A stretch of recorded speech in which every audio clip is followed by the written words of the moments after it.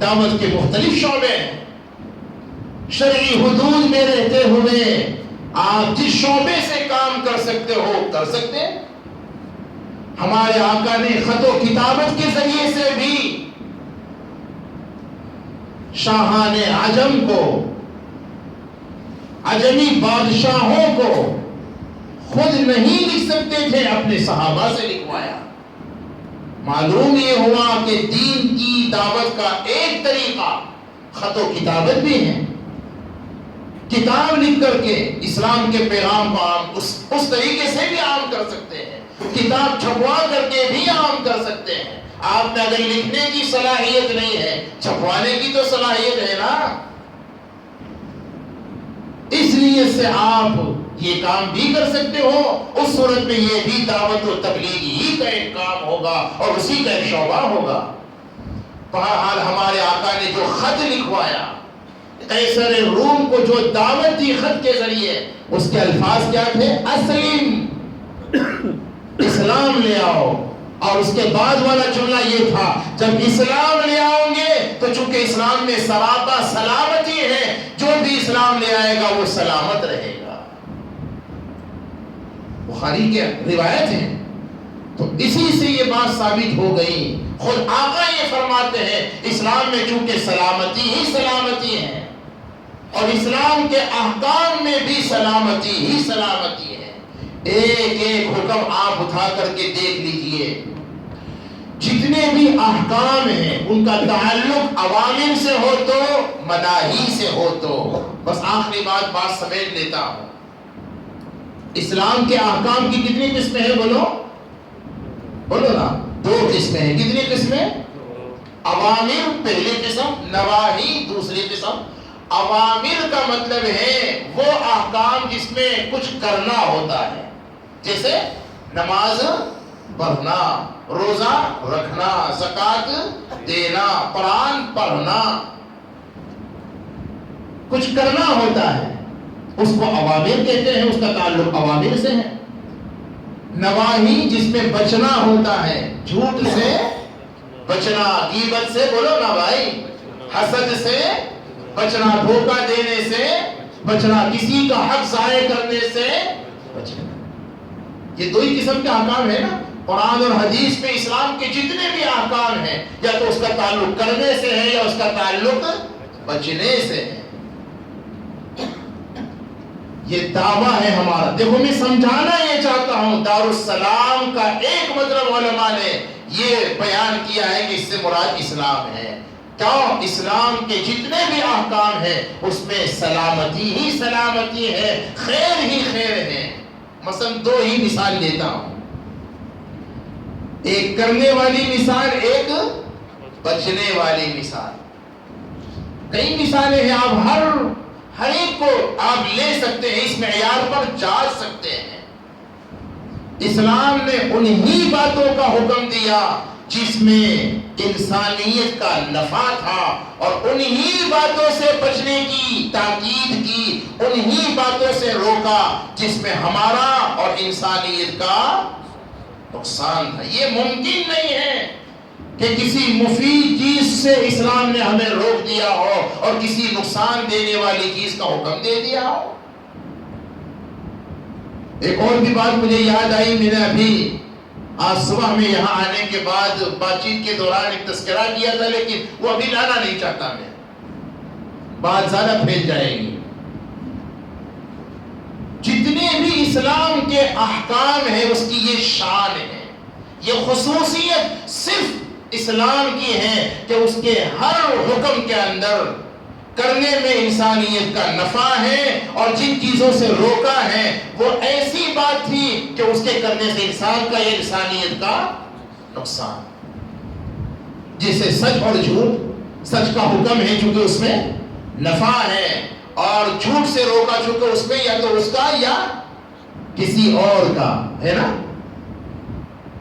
اگر اس کا نہیں تو کسی اور وہ تو اس کی عقل کا دھوکہ ہے کہ اسے جھوٹ کے اندر نفع نظر آتا ہے، ورنہ یہ ممکن نہیں ہے. ایک بات آقا فرما دے کہ سچ میں فائدہ ہے اور جھوٹ میں نقصان ہے، اس کے خلاف نہیں ہو سکتا.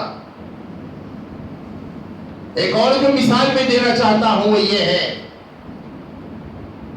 اسلام نے مثلا زکوٰۃ کا حکم دیا اور سود سے بولو نا روک دیا،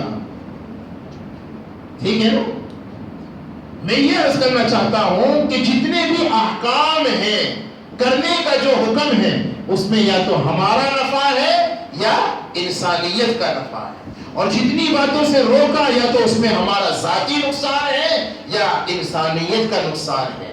اب دیکھو یہ ایک کرنے کی مثال ہے زکوٰۃ، اور ایک بچنے کی مثال ہے، کون سی بولو؟ سود۔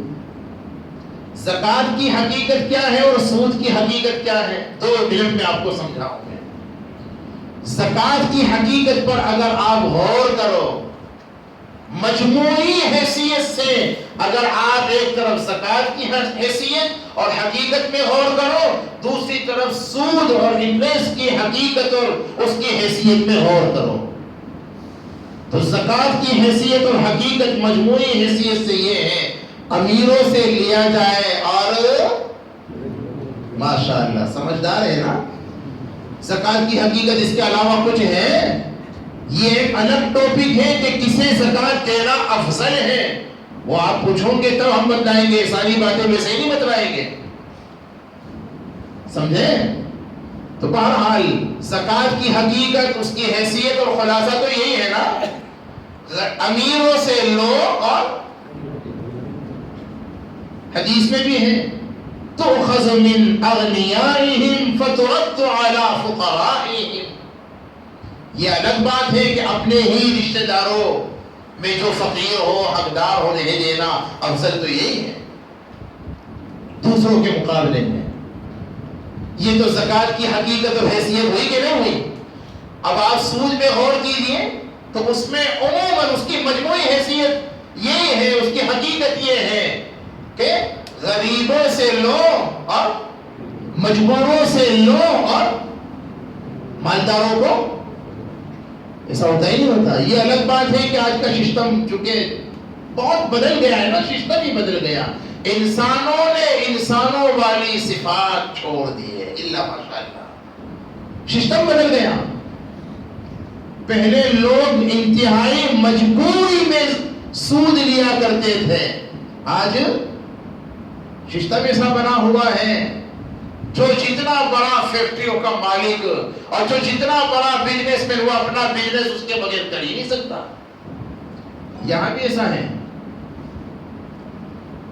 اور غالباً یہ حضور کی اس پیشین گوئی کا نتیجہ ہے۔ آقا نے فرمایا تھا ایک زمانہ آئے گا سود بہت عام ہو جائے گا، سود نہیں تو کم سے کم سود کا دھواں، یعنی ذرا بھی تو انسان متاثر ہو کر کے رہے گا۔ بدقسمتی سے وہ وقت ہمارے سامنے ہے۔ بہرحال ورنہ اصل سود کی حقیقت یہ ہے کہ مجبوروں اور محتاجوں اور غریبوں سے لو اور مالداروں کو دو۔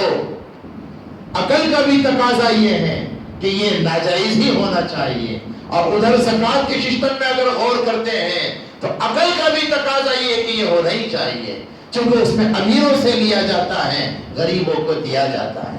بہرحال اسلام کے جتنے بھی احکام ہیں غور کیا جائے تو جن احکام کا تعلق اوامر سے ہے، کرنے سے ہے، یقیناً اس میں ہمارے لیے یا انسانیت کے لیے نفعی ہے، اور جن چیزوں سے اسلام نے روکا ہے انہی چیزوں سے روکا جس میں یا تو ہمارا یا انسانیت کا نقصان ہے۔ اس اعتبار سے اسلام کے احکام میں خیر ہے، سلامتی ہے، اور جو بھی اسلام کے احکام کو، 2-4 حکم کو نہیں، میرے بھائیوں، اسلام خالی 5 وقت کی نماز پڑھنے کا نام بولو نہیں ہے۔ اسلام خالی رمضان کے میں خالی کا لفظ سنتے ہو کہ نہیں سنتے ہو؟ یہ خالی کا لفظ کہیں بھول مت جانا۔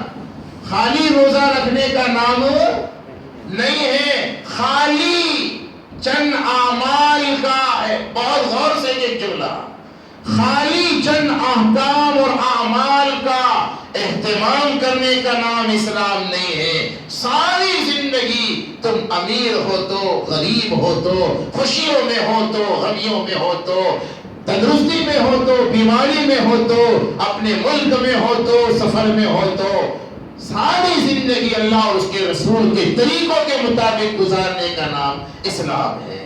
جو اسلام کے سارے احکام کو قبول کرتا ہے دنیا میں بھی اللہ کے عذاب سے، اللہ کے غضب سے، اللہ کے غصے سے سلامت رہے گا، اور آخرت میں تو سوال ہی پیدا نہیں ہوتا۔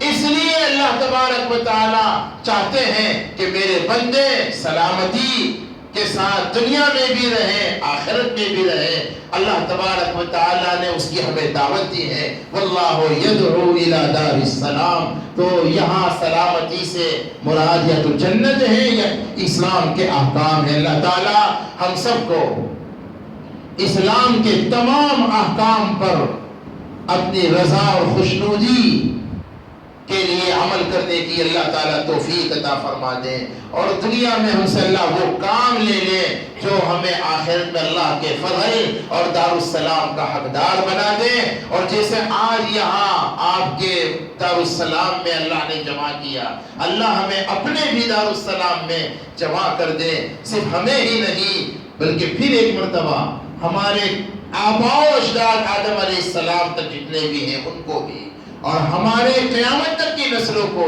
ہمارے تمام محسنین کو، مرحومین کو، سبھی کو عافیت کے ساتھ اپنی رضا اور اپنی محبت کے ساتھ اللہ جنت میں جمع فرما دے۔ آمین۔ وآخر دعوانا ان الحمد للہ رب العالمین۔